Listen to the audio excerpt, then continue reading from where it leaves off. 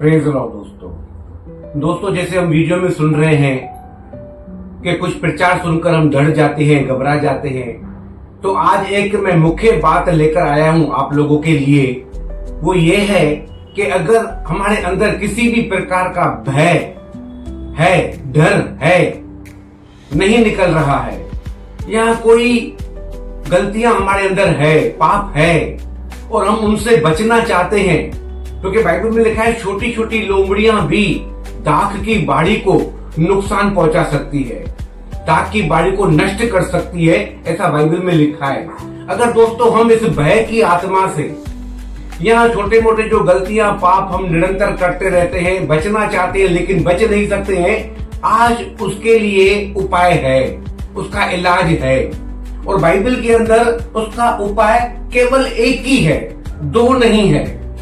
आज हम उस उपाय को सुनने जा रहे हैं ताकि आप और मैं हर प्रकार की भय की आत्मा से आजाद हो जाएं, और जो बार बार हमसे पाप हो जाते हैं हम उन पापों से भी आजाद हो जाएं। तो उसके लिए सॉल्यूशन बाइबल के अंदर ही है, लेकिन सॉल्यूशन एक ही है। तो वो सॉल्यूशन क्या है?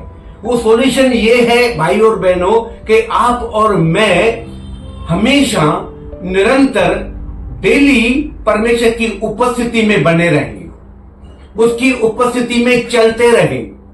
क्योंकि उसकी उपस्थिति में चलना, क्योंकि वो परमेश्वर ज्योतिमय है, बिल्कुल प्रकाश है और वो जगत की ज्योति है।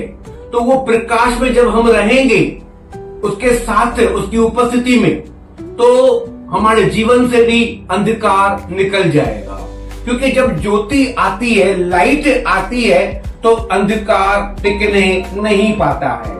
अंधकार को ज्योति में निकलना ही पड़ता है। ये एक सिस्टम है, आप भी जानते हैं, मैं भी जानता हूं। अगर हम अंधकार से, बुरे कामों से, भय की आत्मा से या किसी भी प्रकार की तकलीफ से बचना चाहते हैं, तो उसका इलाज यही है कि हमको परमेश्वर की उपस्थिति में आना ही पड़ेगा। उसकी उपस्थिति में दिन प्रतिदिन चलना ही पड़ेगा।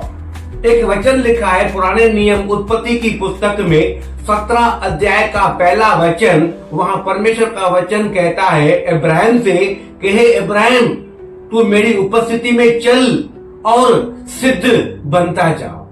अगर हम भी सिद्ध बनना चाहते हैं, अगर हम भी पवित्र बनना चाहते हैं, हर बुराई से, हर भय की आत्मा से, हर बीमारी से, गरीबी से, कर्जों से, अशांति से, अलग अलग प्रकार की मुसीबतों से अगर हम आजाद होना चाहते हैं, तो उसकी उपस्थिति में चलना पड़ेगा। यह असंभव है, यह इम्पॉसिबल है कि उसकी उपस्थिति में अगर हम हैं तो कोई तकलीफ हमारे जीवन में रहे, भय हमारे जीवन में रहे, या बुराई या पाप हमारे अंदर रहे, यह असंभव है, इम्पॉसिबल है। दोस्तों, उसकी उपस्थिति में आना हमें बहुत जरूरी है।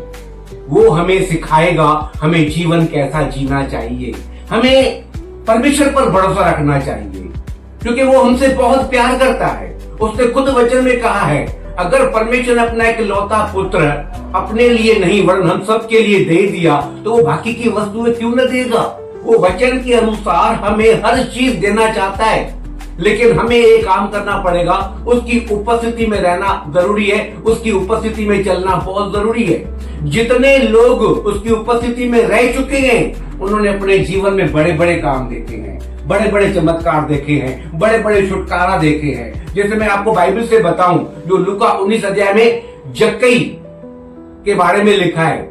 जब प्रभु यीशु जक्कई के घर में गया, तो वहां क्या हुआ?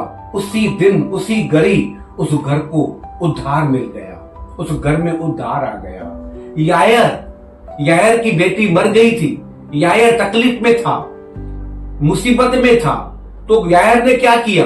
किसी डॉक्टर को नहीं लेकर गया, जो डॉक्टरों का डॉक्टर है उसको अपने घर में लेकर गया। जब यायर के घर में प्रभु यीशु मसीह गए, तो वहां क्या हुआ? उसकी मरी हुई बेटी भी जीवित हो गई।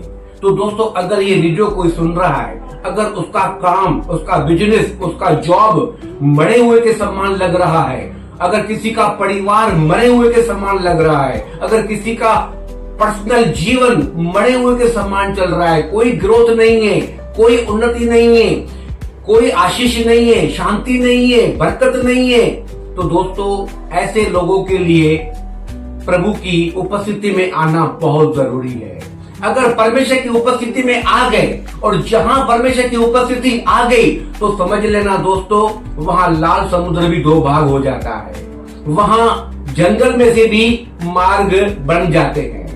जहां परमेश्वर की उपस्थिति होती है वहां सिंह का मुंह भी बंद हो जाता है। जो परमेश्वर की उपस्थिति में चलते हैं वहां दधकती हुई आग की ज्वाला भी ठंडी हो जाती है। जहां परमेश्वर की उपस्थिति है वहां असंभव काम भी संभव हो जाता है। अगर जिस घर में परमेश्वर है, अगर हम परमेश्वर को अपने घर में बुलाते हैं, उसको लेकर आते हैं, तो मैं आपको गारंटी देता हूं वह घर भी स्वर्ग के समान बन जाता है।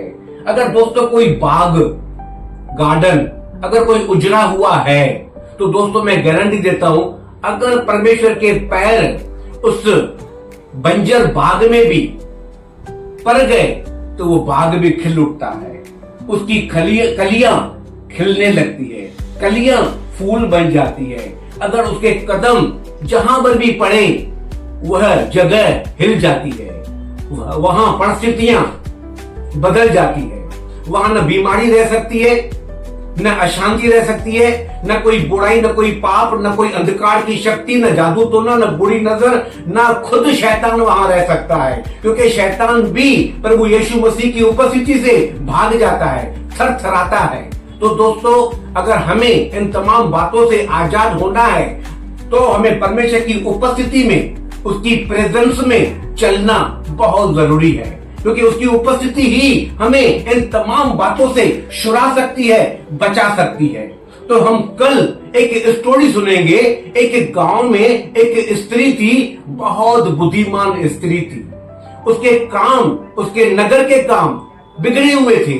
वो कैसे बन गए वो स्टोरी हम कल उस स्त्री की सुनने जा रहे हैं। मेरा विश्वास है वो स्टोरी सुनने के बाद भी हमारा विश्वास बढ़ जाएगा।